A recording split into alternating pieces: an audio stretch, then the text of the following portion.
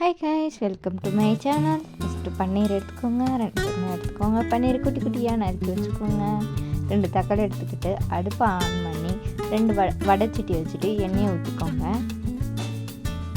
நல்லா ஊற்றிக்கிட்டு பன்னீர் நறுக்கி வச்சதை போட்டுட்டு மஞ்சள், உப்பு, மிளகாத்தூள் போட்டு நல்லா வதக்கி அது பிளேட்டில் எடுத்து தனியாக வச்சுருங்க.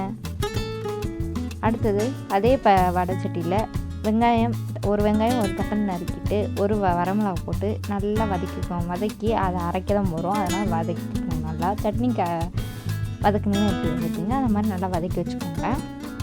வதக்கி வச்சோன்னே அது தட்டுப்பட்டு முடிங்கன்னா கொஞ்சம் சீக்கிரமாக வதங்கிட்டு மிக்சியில் போட்டு அரைக்க தான் போகிறோம். அந்த சால்னா கண்டி அரைச்சி வச்சுக்கோங்க.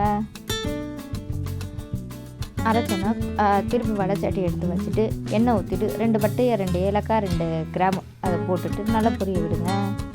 அப்புறம் ஒரு வெங்காயத்தை திருப்பி ஒன்று எடுத்து சின்ன சின்னதாக குட்டி குட்டியாக நறுக்கி போட்டு நல்லா வதக்குங்க. அதில் கரம் மசாலா, உப்பு, மஞ்சள், சிக்கன் பவுடர் போட்டு கொஞ்சம் நேரம் விட்டுட்டு அப்புறம் நல்லா வதக்குங்க. அந்த ஸ்மெல் கொட்டும்.